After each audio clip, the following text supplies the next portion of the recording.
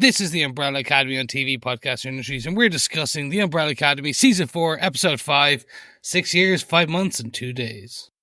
What happened? The job. They send you on assignment. The last thing you want to do is let anyone know where you are or what you're doing. That includes family. You don't want them worrying. Yeah, but she knew the lives, right? I mean, working for the CIA. Yeah, sure she knew. And when the kids were old enough, so did they.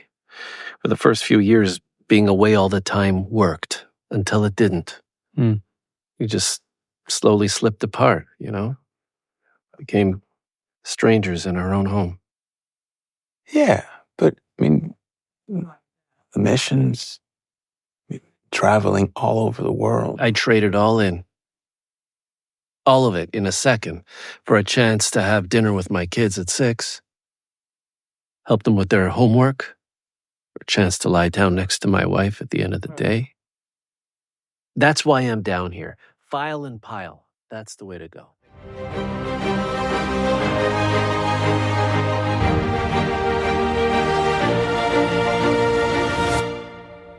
Welcome back, fellow Brawly Dollies and Academy alumni. This is TV Podcast Industries, and we're discussing the Umbrella Academy Season 4, Episode 5, 6 years, 5 months, 2 days, and near finale. Ooh, yeah. The penultimate episode. I'm one of your hosts, Chris. I am your other host, Derek. Yes, welcome back to the penultimate episode of Umbrella Academy of all time. I know.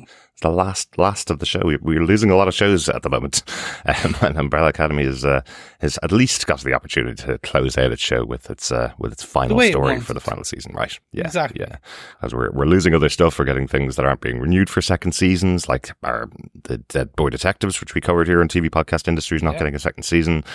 Star Wars Acolyte not getting a second season, which we also covered here on TV Podcast Industries. So at least, even though Umbrella Academy's finishing, at least it goes out on its own terms, I guess. Yes.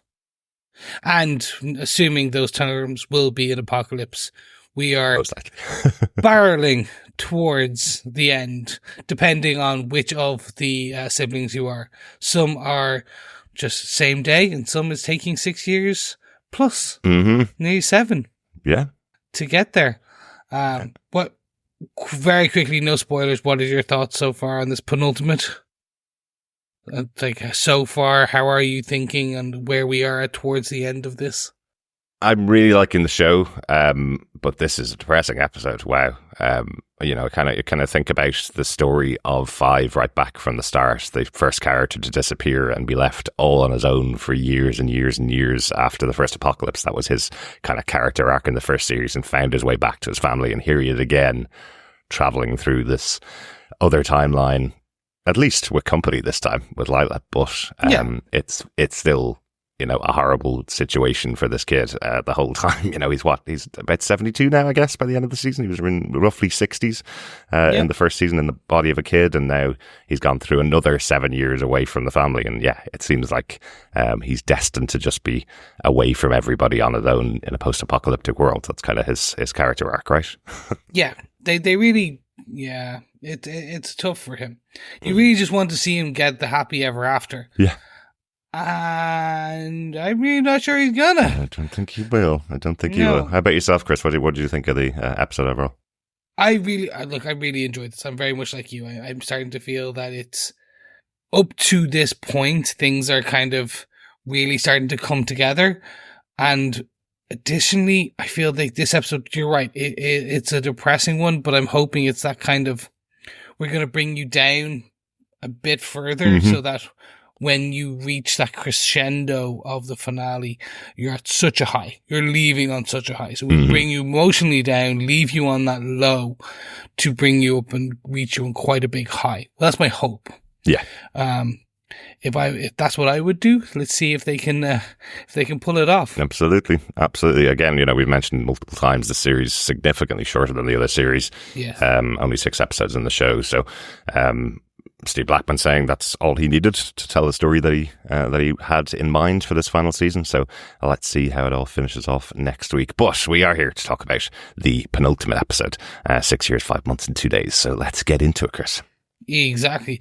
So, Derek, do you want to tell us who gave us what, where, when, and how with the episode details? Sure. The show is, of course, created for TV by Steve Blackman, with developed by Jeremy Slater and based on the comic series by Gerard Way and Gabriel Ba.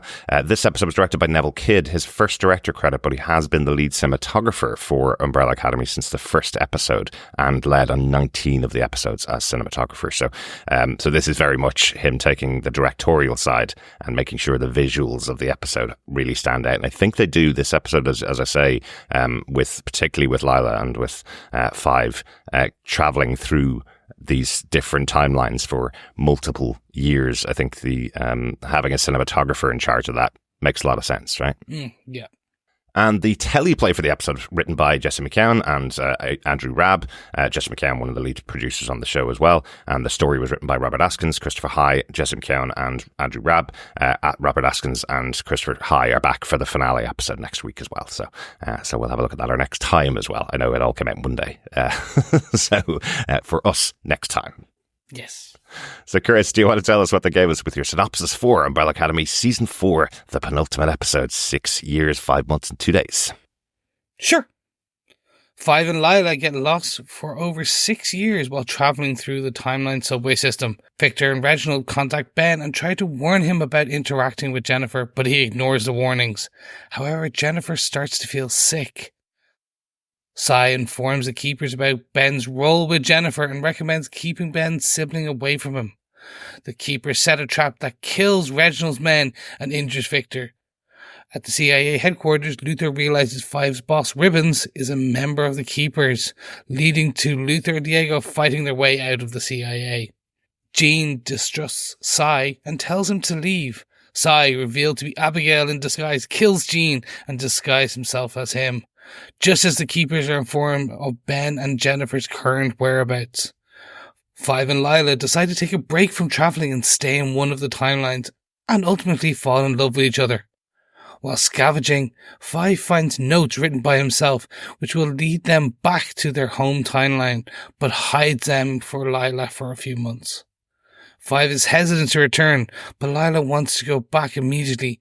Meanwhile, Allison and Claire find and rescue Klaus from his grave. Well, there you go. Yeah, I think there's a weird thing when I was watching this episode where I felt like, because there was such a focus on Five and Lila, I felt like the other members of the Umbrella Academy didn't get much focus, or were there some of them that weren't in the episode? When you go through the synopsis, actually everybody does get quite a big moment in the episode. Yeah. There's something going on with each member of the Umbrella Academy. So that's quite interesting.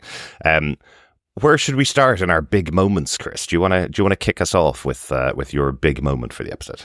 Sure. My big moment is kind of two parts, right? Okay. One is the CIA, and obviously finding out that Ribbons is a member of the Keepers. Mm-hmm. And then really it's about the Keepers aspect. Yes. So finding out about Abigail, etc. Mm-hmm. Okay, cool. So I'm going to start with, let's say, the CIA, because we've gotten a few fights throughout the different seasons. Mm-hmm. This, for me, was absolutely spectacular. It was a great putting fight. Diego and Luther in here with essentially that goon squad army just coming in from all the different rooms, and you just getting this old school superhero fight where they're just, you could go John Wick-esque. They're just using whatever's around them to wail on the CIA. Absolutely, yeah. There's some great fun moments in it as well, though, because it's got the Umbrella Academy twist to it. My favourite piece of it is the fact that they are both dressed in suits because they're in the CIA, but the only place they could get suits was from Luther's stripper job. So the suits fall apart quite easily on both of them, which I just think is really funny. You see the suit top comes off Diego, exposing the amazing Diego abs are back. But Luther kind of going, yeah, I forgot that happens. And Luther loses his pants later on as well. So I thought that was a really good, fun touch. But one of the things I like about it really is that this was all Five's plan to just have Luther and Diego off the table while he went and investigated what he wanted to investigate in getting Ben and Jennifer away from each other and saving the world from the apocalypse. But they were basically being babysat at the CIA by this this team that work in the basement who've all been taken off their regular jobs to investigate the boring stuff that the CIA has to investigate. I kind of like over time, because Diego's always wanted to be in the CIA, I kind of like his realization over time that these guys aren't the smartest tools in the shed of the CIA. He still thinks that they're pretending the whole time. They're actually really deep undercover agents. He keeps thinking they're pretending and then realizes, oh, hang on a second. These guys just want to, stay here, go for lunch, and then get home by 5 p.m. in the evening to hang out with their kids, Yeah, these aren't the super spies. These are the, these are, I don't even know the best way of putting it. These are your DEZ class. Exactly. Spies. Yeah. It was fun watching that, actually. Like, and again, Diego in his, I want to be Batman, I want to be a spy, I want all these things, slowly just kind of realizing more and more different aspects of the CIA is not what he thinks. Yeah. Again, he gets that conversation with one of the other agents who's there, and slowly about the guy's wife divorcing him, and all these things, and you're realizing, oh, okay, these are not the super spies, these are just ouch. And you can see the realization slowly just form throughout Diego's face. Exactly. Yeah, it was really well done, because I suppose it's, again, this has been Diego's dream, and he doesn't realize the reality of it. He's looking at this photograph of the guy and his family on his table, and he kind of points out, oh, the kids are about the same age as my kids. And the guy's like, that was 10 years ago. Those kids are not even talking to me anymore. My wife's divorced me. And Diego's response initially is, well, they knew what they were getting into when they got together with a guy in the CIA, didn't they? Surely they were absolutely fine with you always traveling and always being away. And he's like, that's not how real life works. You can't just be away all the time and expect your family to just accept that their lot in life is to be alone and not have a parent and a husband, which is something that Diego has never considered. He'd always thought if he gets this job as you say, the Batman type superhero or working for the CIA, then his life will be perfect. So I think it's a really good moment for Diego to realize, the world is different than he thinks it is. Yeah. Diego's character throughout this season is a tough one. He's that, I think it's American Beauty, where you have the father who has the daughter and he doesn't really interact with her, doesn't really know what's going on. He has the wife, doesn't really know what's going on, can't read each other. Yeah. And now there's way more to it. He also has there's the neighbor's son who's the pot smoker. Like, it's essentially that guy who has this dream of how things should be, and has no realization or common sense of what is going on in real life around him, with his family, and I think that's what we're getting with this character, who he has that dream. He was a hero back in the day. Yeah. Actually, a more apt comparison is The Incredibles. Okay. Yep. If you think about it. Yeah. Mr. Incredible was a hero back in the day. Now he's just a desk jockey. He craves that heroic lifestyle again. And he'll do anything, and he'll lie to his family about it, and but he doesn't care who he hurts in the way. Exactly. And that is totally Diego. He doesn't realize what he's actually got. That's the thing. Yeah. He has a family, he has a wife that loves him, he has a great home life. Yeah, okay. He has a really crappy job for the delivery company, but you can fix that kind of stuff, right? But if he keeps focusing on this idea of being a superhero or working for the CIA, then he may lose all the good things that he does have. So, and turn out just like this guy, the desk jockey in the basement. So, exactly. Yeah. Now, there is a particular moment that, as a fan of S.H.I.E.L.D., as a fan of all things Marvel, I'm going to let you call out this Easter egg. Absolutely. Because I saw it, I was like, no. Yeah. No. Oh, they're not. They did it. Absolutely. Okay. Yes. So would you like to inform people who may not understand what we're talking about? Well, it's just after Luther's doing his investigation to find out what's happening with the Keepers. He's trying to investigate all the files that are available in the CIA, but he gets kind of caught investigating them as he tries to, as he rips off the door of a drawer and then is trying to put it back on because he's super strong still. And then they send the CIA agents after him, all the ones that are the members of the Keepers, or at least connected with the Keepers through the head of the CIA. But they do it in the lift, just like in the wonderful Captain America Winter Soldier. It led me to go and watch Captain America Winter Soldier again this week. I know I've watched it hundreds of times, but I had to go and watch it again. But what did make me laugh, if you go and check out IMDb, for some reason they have Captain America Civil War listed as the fight scene. We know that was Winter Soldier. It was a big scene. So, but it's a great scene. But again, what I like about it, because I'm sure they were saving up the budget for the bigger fight with Diego and Luther, so we hear it through the door of the of the lift rather than actually seeing the big fight in the lift. Because a closed space fight is very difficult to film, I'm sure. Yeah. So you just hear the punches, you hear the sounds of the fight rather than actually seeing the fight itself. Yeah, and exactly. And even for the stuntmen, it takes months of practice to do close quarter combat to that level. Yeah. Versus then you basically got Luther, or the actor, learning two massive fight scenes. Absolutely. That will probably have to film very close to each other. Yeah. All these things. So it's just overall, it really does start to add up for him. Yeah. Well, I loved it. I thought it was just such great a fun nod. Yeah, really good nod. And again, Luther is the one that's able to find out what's happened with the Keepers. He's able to find out that there is a connection there between the CIA supporting the Keepers effectively through the boss there. So that's quite cool.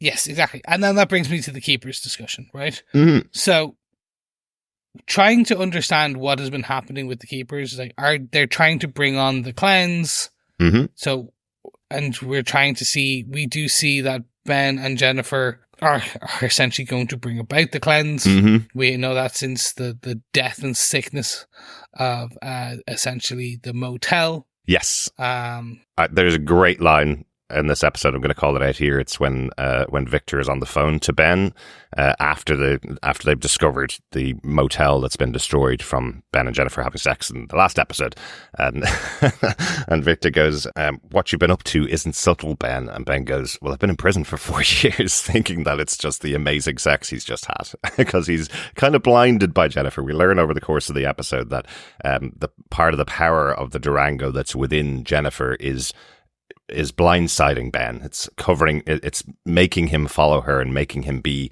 really attracted and ignore all the bad things that are happening, like all the people that got murdered, right? So he's just seeing this as an amazing relationship that he's gotten into, but actually it's to do with the connection between the Durango and the Marigold inside of his body and inside of her body that is effectively wiping away all the concerns he would have. So when Victor says to him about the things you're doing isn't subtle, his thought immediately is, oh, it's the amazing sex we've had, right? Because I've been in prison for 4 years. So I thought that was really good.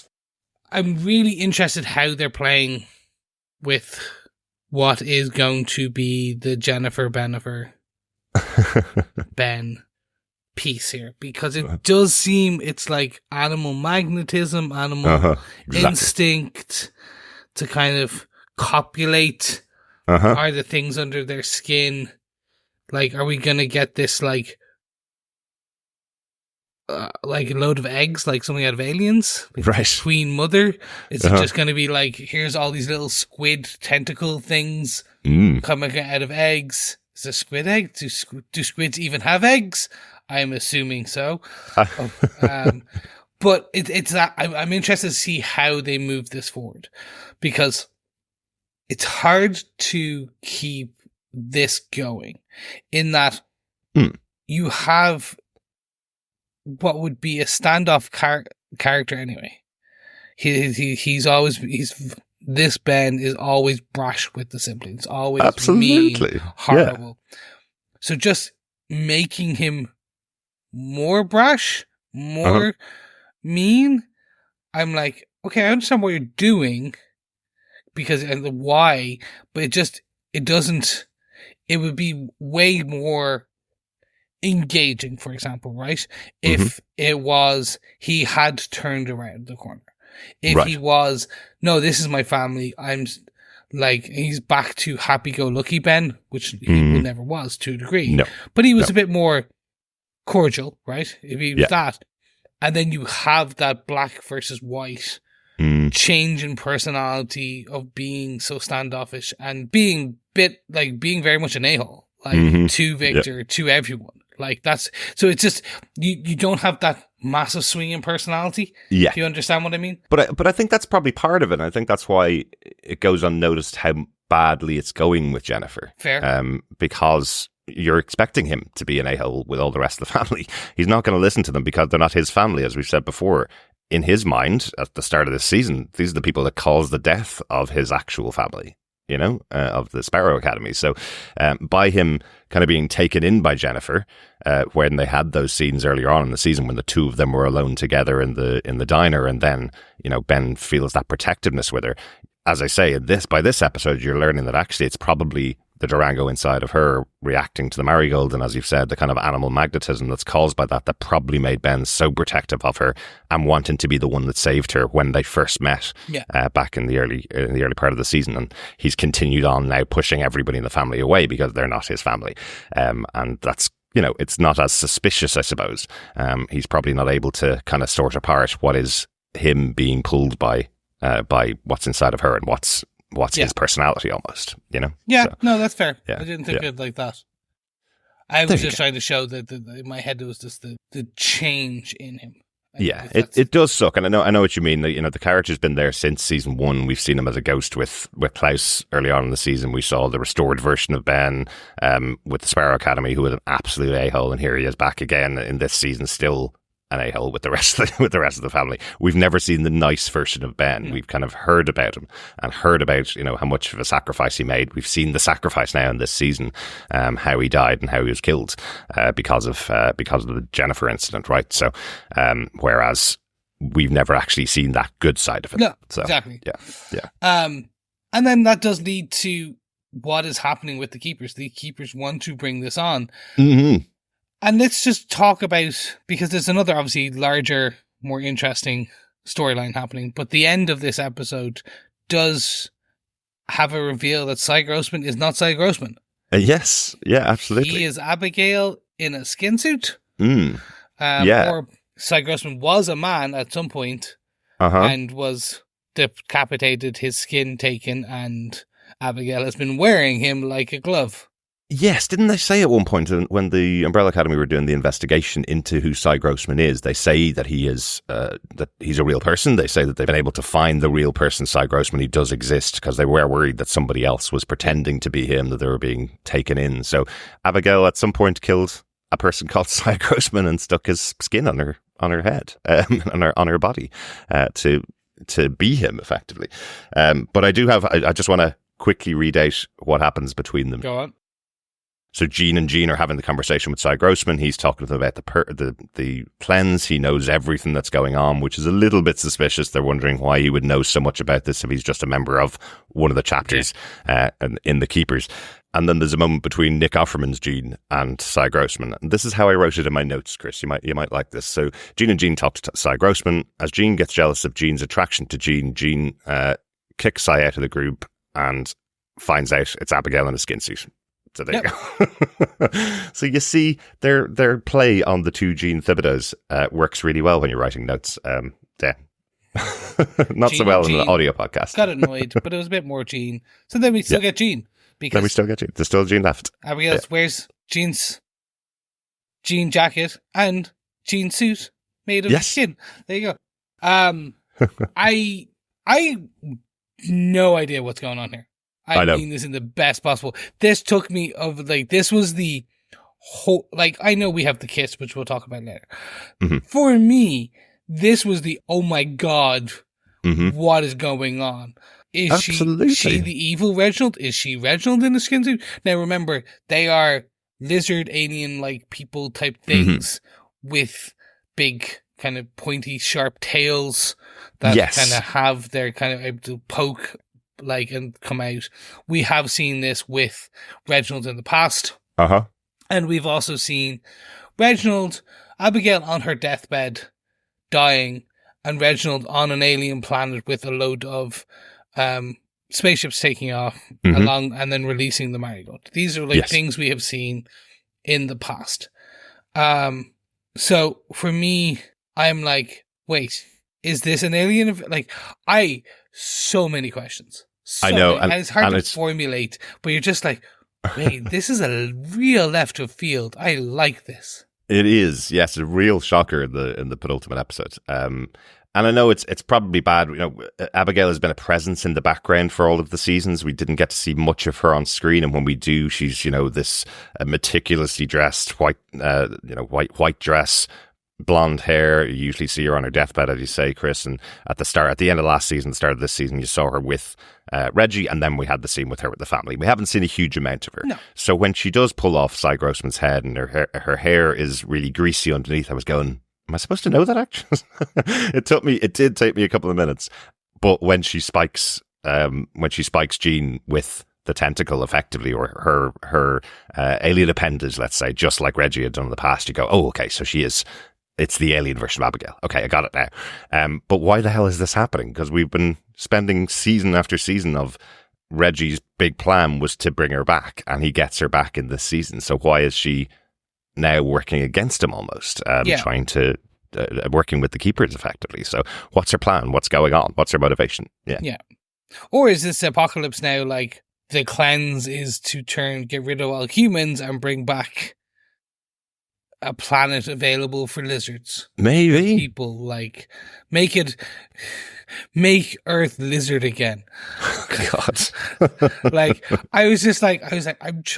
I've been racking my brain going, this is cool. This is the one where you like, okay, it's the penultimate episode and you really have set it up that there are a few things really happening. You have the keepers trying to keep the cleanse going.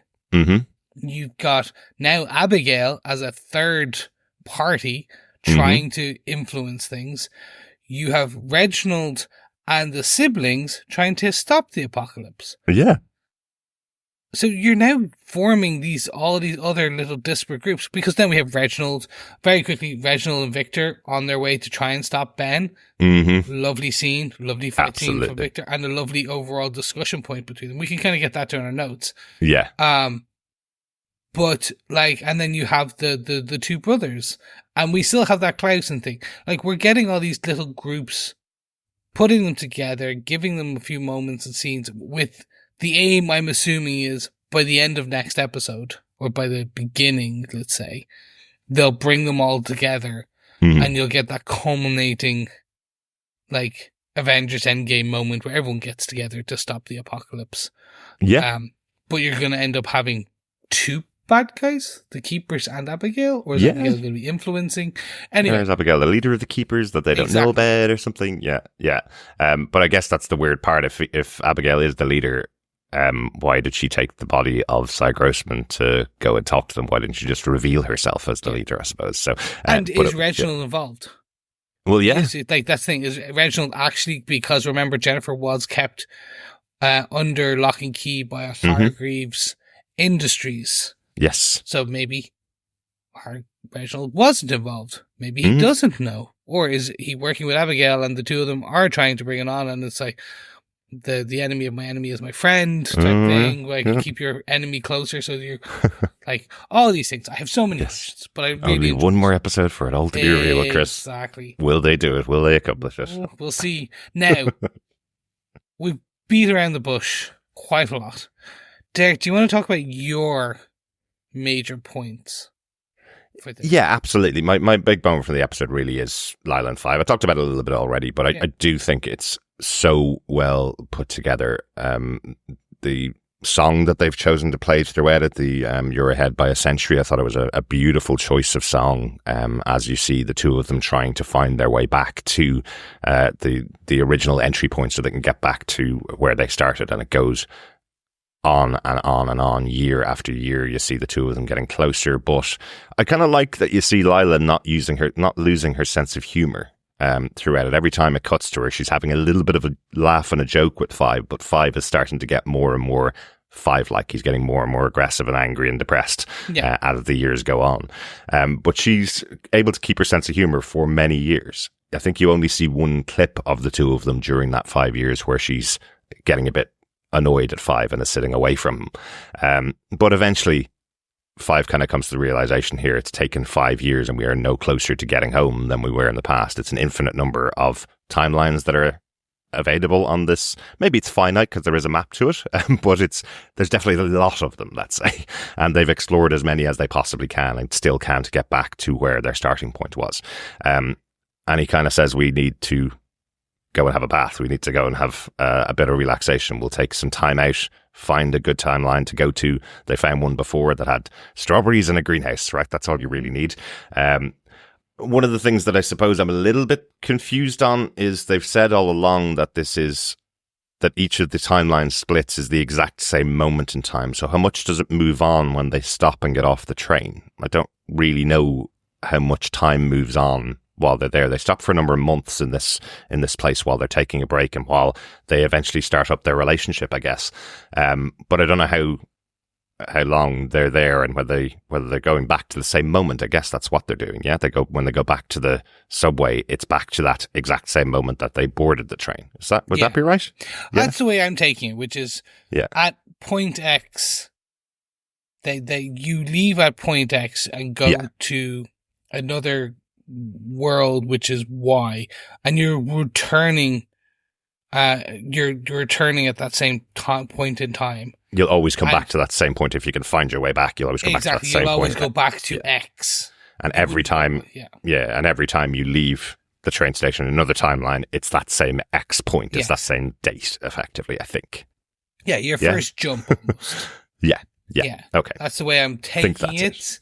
Yeah. Not really explained, but like that's the thing. I'm a bit like it feels like it should have aged forward and like the apocalypse should have happened.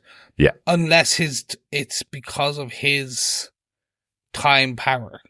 Yes. Yeah. So his ability to jump through time is also like when they're exiting, they're jumping back to that time power, but at a different timeline. That's what it seems like. Yeah. So I suppose that's very complex and very difficult to get across on a TV show that's there for entertainment. So I think they've done enough. That's just a slight question I had in my mind. But the fact that the two of them do get together, that Lila and Five do finally decide to stay together, is, I don't know, it was a bit of a surprise, and I've even made a note of it here in my notes that when I had a look on, the show's been out for a few weeks now. This is very controversial. The idea that Lila, who's been with Diego for the last season, has kids with him and everything, would make this decision to go with Five, one of the show's favorite characters, I think, for most people that watch it. And there was definitely, like, it was ranging from, oh my God, that's the greatest thing that's ever happened, to how dare she leave her husband for Five. There was complete opposite end of the spectrums with this idea that the two of them would get together over the time. But I suppose for me, I think they set it up quite well. They spent, almost 6 years. Well, they spent almost 7 years away from everything. Lila didn't lose her hope the entire time, or most of the time. And then as it gets towards this point where Five's kind of gone, I don't think there's any chance here that we'll ever get back to anywhere else. The two of them have always been characters that played really well off each other. Ever since Lila was introduced in the show, they've always had that kind of antagonistic but connected relationship. And this season we've seen them get much closer than they had in the past, because the two of them were investigating the Keepers. And now we have, as you say, almost 7 years of the two of them traveling the rails together. You're going to be much closer to that person than pretty much anybody else. I think, if I'm right in the timelines, Five's probably the one that Lila spent more time with than anybody else of the Hargreaves. In the initial episode, there's 5 years that have gone by, isn't there? 6. And maybe 5 or 6 years. Yeah, okay. So it's probably around the same, in addition to the couple of years that they spent together in the last couple of seasons. So yeah, I suppose she's probably spent a lot of time with Five. So I see it, I understand it in the episode. But yeah, it's a big surprise. You see it, you understand it. Did you enjoy it? Do you like this I'm going to give my opinion, but I'm just interested. Do you, as a thematic, as a piece of content, what's your thoughts? I get it, I enjoy it, but the moment. So I totally understand it as well. I can kind of see that if you've given up the idea that you may ever get back to your normal life, that you would gravitate towards the person that you're with. And I get that. The moment, though, is when Five finds the notes written by himself that would lead them back to the timeline, and he decides not to share them with Lila for a number of months. I think he says 5 months when he found them, to when he gives them back to her. That's atrocious. Like, the reaction from Lila instantly is, I have kids. Like, I have children at home, and you wouldn't reveal to me that you had a way to find out how to get back to my family because you wanted to keep me for yourself. That's pretty atrocious. Yeah. Then again, this is a kid that got married to a mannequin when he was alone for a long time. So he's not the most stable person either. No. I'm very similar to you. As a storyline, this makes so much sense to me, and I really enjoy it because, yes, at a certain point, like, if you were stuck on a desert island, you're pretty much dead. Like, if you know, it's that type of, like, all your other loved ones, if you're never going to see all your other loved ones again, they are theoretically in your mind, you're a widower. Basically, and you're going to move on over time. That's what happens. Like, we have other, like, widowers finding love again. So Absolutely. that's the way I see it. So as a story point, I think it's really good. And the fact that it's her husband's brother, weird, but not. Like, there's been weirder things on TV. Yeah. Weirder things in real life. I do want to address that slightly, though, because it's a constant criticism of Umbrella Academy. Yeah, so they were all born of Marigold, but all to different mothers. Exactly. The Marigold isn't sperm from Reggie. Yeah. We know now that Marigold is a created element by Abigail that impregnated these women across the world, and they all had children. And Reggie brought them all together into this group called the Umbrella Academy. But are they? None of them are actually siblings. No. I would kind of argue. No, biological. It's not exactly the same. Exactly. Yeah. So, well, I guess, is Marigold biology? As I say, we've learned from Abigail that it's not biology, it's chemistry, right? Is that right? Somebody who's better at science, correct me on that one. But I know it's a constant comment, you know, the initial attraction early on in the first season between Luther and Allison that was referenced, that got a lot of fans' backs up because these are two foster siblings and are siblings effectively. So that was obviously written out of the show. So, but it is, I suppose it's a very different situation. They're not actually biological siblings. They are created siblings in some way. It's a storyline with foster things where, like, it's in Will Trent as another show. Right. Like, about fosters. Things like that. It happens. Yeah. It's in Dexter as well, and very unsuccessful in there too. Yes. For me, I really enjoy Five as a character. I love Five as a character. I like and love Lila as a character. Having these two together does make sense because you're right. They've had this time together. They're antagonistic. They play well off each other. So I thought this was really fun. And it was, as you said, the music beautifully accompanied that storyline in kind of them falling in love. Exactly. I have the same problem you have. Right. Yeah. It's just two 5. parts of it. One, which is the 5 months. Yeah. Like, it's also like he should have got, I found this, I don't know if it's true, let's investigate, blah, blah, blah. It should have been more like, but again, it was more, I think, kept so you get that explosive reveal. Yeah, but the storyline. But when he convinces Lila to get off the train and take some time out, like, I know it's just a line that that he says, but he goes, wouldn't it be good to have like a shower and a bath, or, you know, rest up and stuff? And you're going, you've gone 6.5 years without a shower or a bath, you know? That must be absolutely horrific. But he says, we'll just rest up for a while and then we'll come back to this. And he has the means to come back to it when he finds the book and doesn't take that. So, you know, it was a lie from his point of view. Yeah. It was a way to get Lila for himself almost. So that's pretty bad. I also want to know, we have to, by next episode, explain that book. Yes. Who left it? Yeah. Is it an emergency book left by Five in the future? So, like, is it going to be at the end of the next episode, the finale, Five goes, oh God, I've created a paradox. Hold on. Grabs the book, writes some things down, pops into time, goes back to that train station, leaves the book. Yeah. So that you get that known no paradox creation type things. Because you know how he is from season 2. Like, creating time paradoxes is a bad thing. Absolutely. It's an apocalypse. So I'm just interested to see how they play on that. I'm like, who was that from? Is it actually from Five? Is it from someone else? Yeah. He said it was his writing. Yes, he did. He did. So all I can guess is at some point this 5 does work out the way back.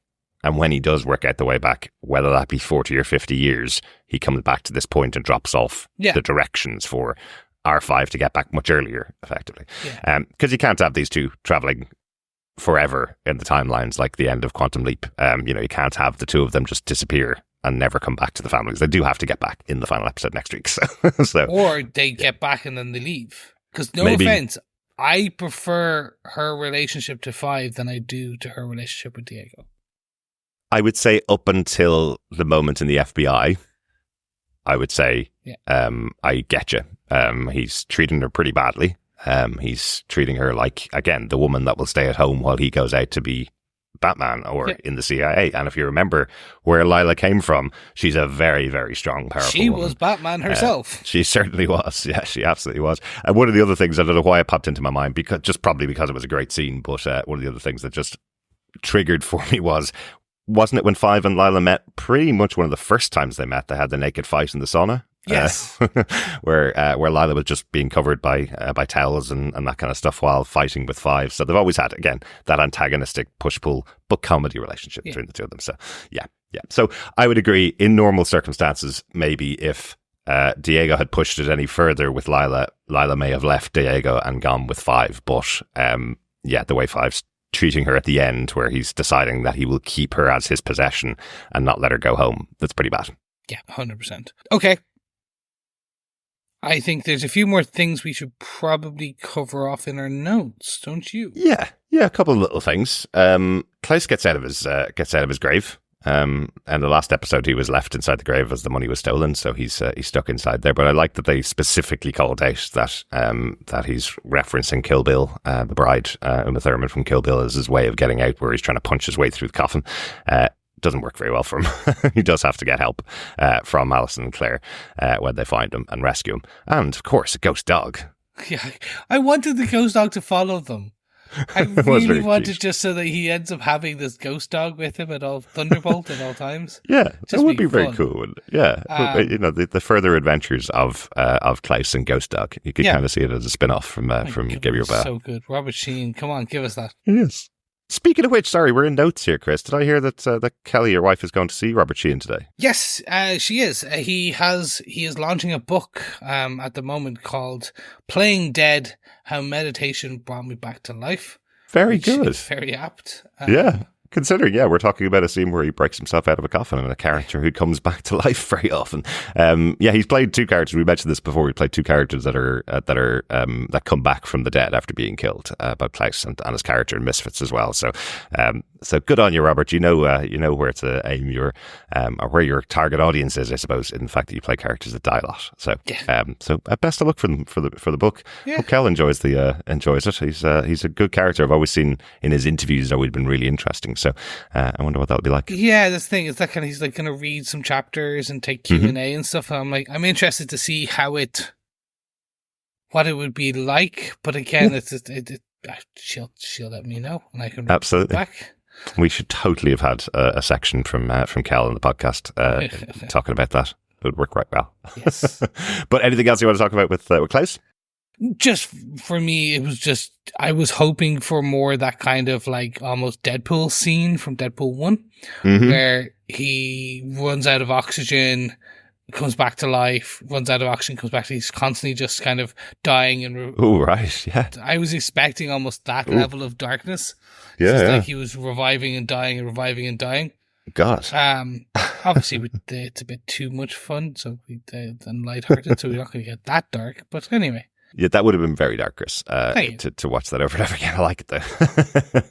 A couple of the quick ones. Just in the fight scene between Diego and Luther and the CIA agents, there's just a little touch in there that was weird as hell when I saw it on screen. It's where the cat flies through the air and smashes some water out of the way of it while they're in the middle of the fight. It's such a weird scene. I had to know where it was from because we didn't see the cat any time before. And in the episode, as far as I know. And so why is there a cat flying through the air?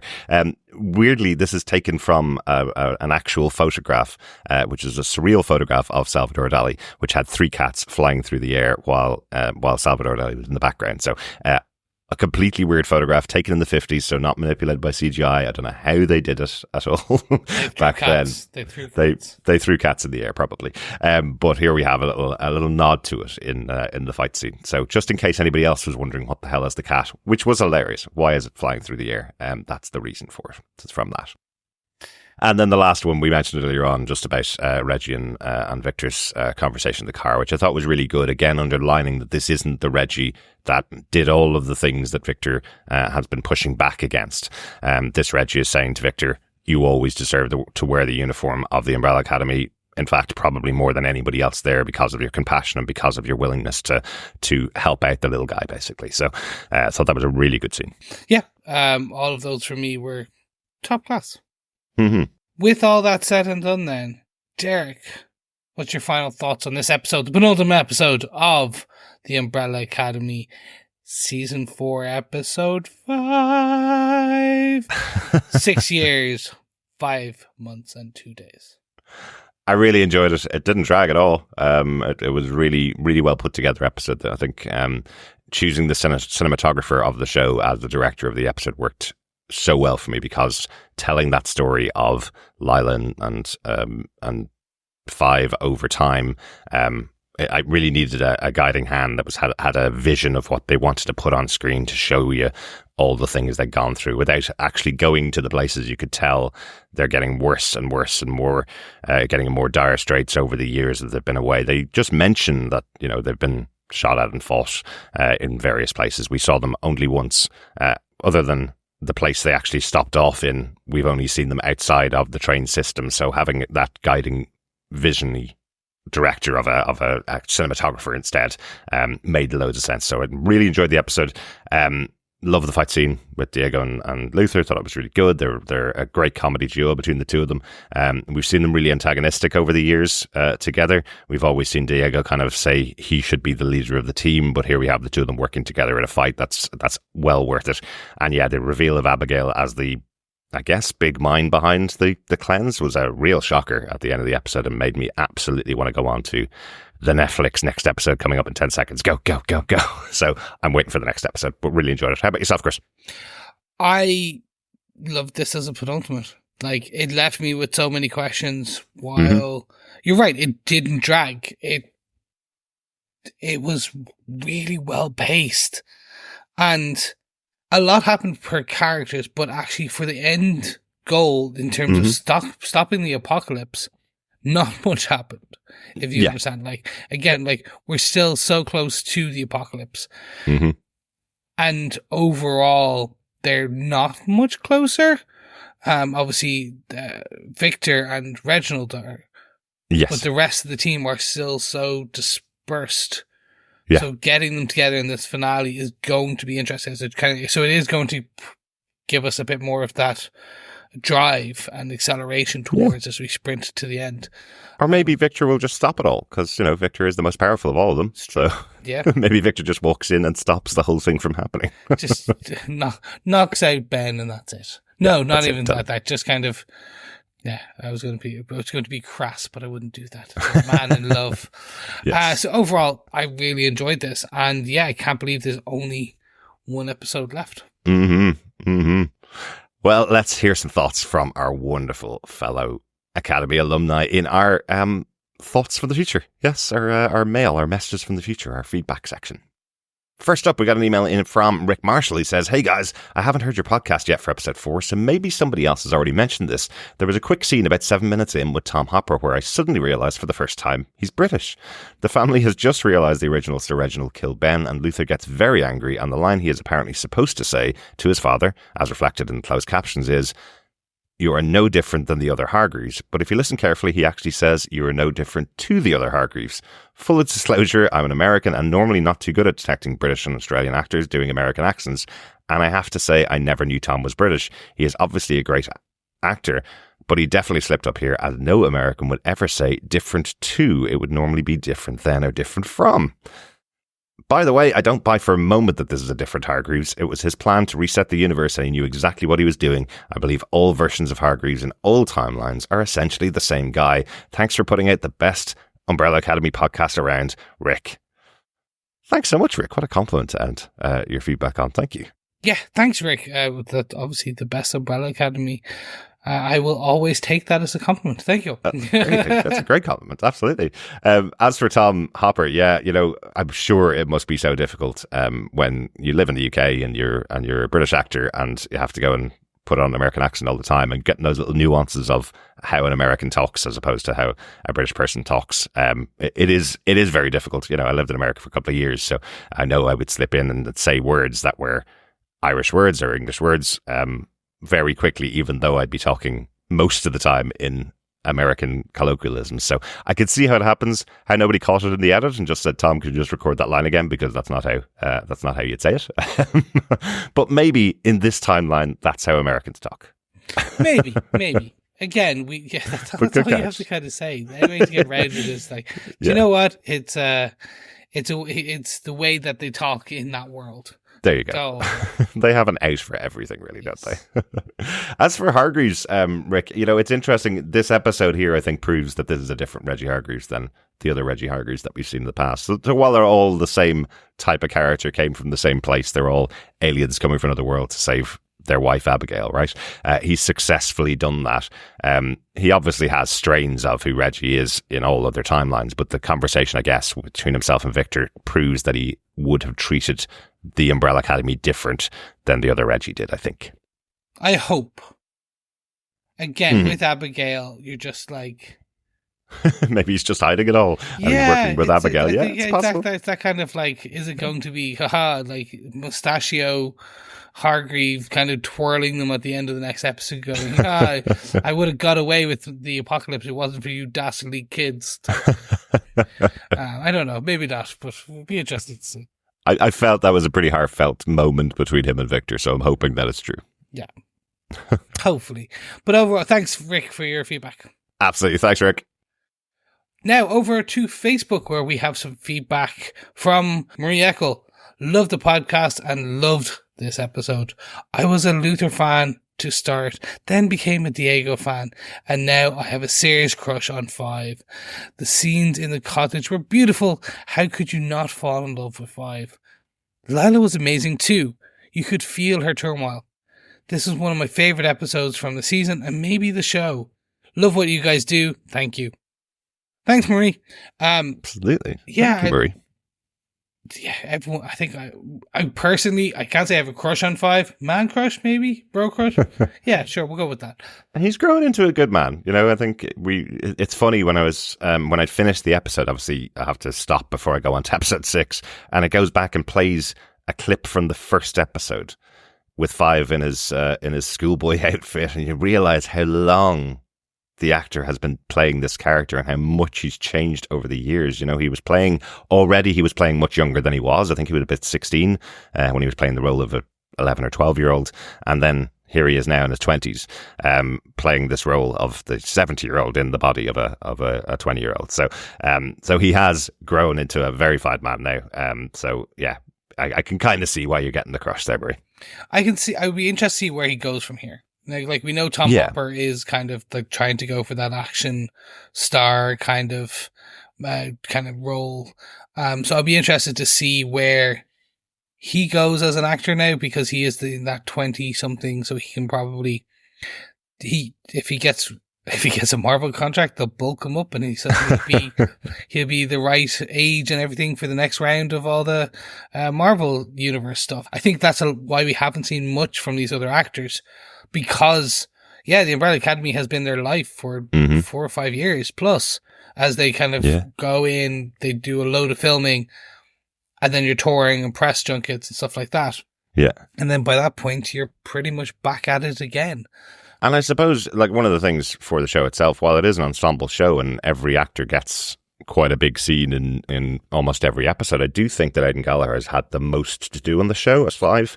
He's had a couple of episodes where he's been off on his own, which probably take a hell of a lot more time to film than if it's the group scenes where everybody's getting a couple of minutes each. So I feel like he is probably the one that's had most work to do on the show. But I do believe he's actually a singer. I know he's released a few singles over the course of the last couple of years. So I wonder whether he'll diversify into that rather than going into acting. Because again, he started off in this show really young, and you always wonder about young actors when they get into shows and are thrust into the spotlight really early. Did they want to make that decision for that to be the career for the rest of their lives, or will they make another decision? Like moving into music or something like that. So I believe he's a singer, and I believe that might be something that he'll focus on now that he's finished up with the Umbrella Academy for a while. But I'd love to see him on screen again, because he's great. Like, he's great. I'd prefer him as an actor than a singer, just more because I know being a singer, unless you are one of the top 100 artists, it's hard to make a living. It certainly is. It certainly is. But hey, the creative outlet, huh? Exactly. One of the favorite episodes of the show for you, Marie. That's I can see it. I think it's a great episode. It's one of those episodes that again is built on the shoulders of everything that we've seen over the course of the last 3.5 seasons as well. You couldn't have had this episode in season 1 as it is. Yeah. It's really built on everything we know about all these characters and as well. So it's kind of as you'd say, a culmination of everything we've seen in the past. So I can totally see why it would be one of your favorites. You stick with this family long enough, and you get an episode like this where you have them together the way they are. I think it's a great episode. So yeah, I agree with you there, Marie. Thanks, Marie, for all that feedback. We also have some feedback from Dr. Bob Phillips, who had this to say: "Please, God, let it not be Baby Shark for 6 years, 5 months, and 2 days." Well, thank God. I think you, at that point, you just kill yourself. No more. Dr. Bob went on to say, "Turns out Chris Jones was right. The rush on Lila 5 was poetically completed in the episode with maximum heart wrench." Absolutely. Well, I say maximum. The pregnancy reveal in the next episode is my guess. Oh God, I didn't think about that actually. Oh wow. They did spend 5 months together, as we said, at least. Yeah, and he's a 70-year-old man in a virile 20-year-old. So because they aged, I'm assuming they aged. They did 6 years. Yeah. So that's definitely going to be interesting. In fact, similar to a line from The Boys, Chris, we do hear Lila say, "I found my first grey hair and not on my head." So little Boys connection there for those of you who have been listening to our Boys coverage. So yes, they did age. Yes. Okay. So yeah. Oh my God, pregnancy will be very interesting. Dr. Bob went on to say, very much enjoys the working out of the old father-son traumas between suspiciously kind Reggie Hargreaves and Victor. And the restitution of the Klaus Allison family unit was perfect in keeping with tradition of rescuing our Chaos Damsel. Chaos Damsel is Robert Sheehan. Yes. I like that. That's a good one. I can see that. That's a great idea, isn't it? Yes. I like that, yeah. Back to it again. Allison is there to save Klaus, as she was in the past, and it's kind of, now with help of her daughter, who realizes they need to take care and need to find Klaus. It was a really good scene, actually, seeing Allison fight against the drug dealer who stole the money from Klaus and trying to find her way to save him from the graveyard. I thought it was really good seeing Klaus and Allison working together as well. So yeah, good stuff. Thanks so much, Dr. Bob. Yep, thanks, Dr. Bob. And thank you so much for joining us. We hope you stay subscribed to this podcast, because you've only got one left. But make sure you also go on over to tvpodcastindustries.com, where you can subscribe to all our feeds and get all the shows that we're covering, because we'll be back with our discussion of the Umbrella Academy Season 4 finale, Episode 6, The End of the Beginning, very soon. But we're also going to be covering Rings of Power Season 2 in the coming weeks. And then you've got Agatha All Along coming up soon. And don't forget, there is also the Penguin in the Matt Reeves universe, not the Danny DeVito one. Now, because if the Danny DeVito one I'd watch, because that's essentially It's Always Sunny in Philadelphia. But this is the Matt Reeves one with the old Karen Farrell, boy. Our Irish Colin Farrell back in the role of the Penguin. Yes, not a spin-off from Gotham, with Robin Lord Taylor playing the immensely great role that he played as the Penguin there, and a definitely more cinematic spin-off. But unfortunately confirmed this week that Robert Pattinson's Batman will not appear in the show. That's 100% confirmed. This is just going to be focused on Colin Farrell's Penguin. Now, I know Chris said this is all coming up in the podcast. We are hoping it is. We haven't recorded any episodes of The Rings of Power yet. John is still laid up at the moment, unable to podcast, but we're hoping that we'll start Rings of Power pretty soon. Chris and myself will be back for Agatha All Along, so that can kind of spread us out a little bit across the shows that we're covering, and then hopefully we'll get to cover The Penguin as well. It's a 6-episode miniseries starting on the same day, I think, as Agatha All Along. So just going to have to work out our schedules, and hopefully John will be up to podcasting a little bit more. But yes, he will be back. He's feeling all right. And thanks to everybody for your kind words. He is feeling a bit better than he was a couple of weeks ago. So let's hope he just keeps on the mend, huh? Exactly. And worst case scenario, we can just start to kind of get some suspension and pulley system in the podcast room, in the ceiling, and just have him floating like Baron Harkonnen in the original 1984 Dune. There you go. It could be like that. I was very close to setting up a podcast system on the couch for John, so he could lie down and podcast at the same time. But I'm hoping we won't need to do that. Hopefully we won't need to. But if you want to listen to us, make sure you head on over to TV Podcast Industries. And until that point, we'll speak to you again in our next episode. Absolutely. Thanks so much for joining us. Keep watching, keep listening, and keep avoiding that apocalypse. Bye.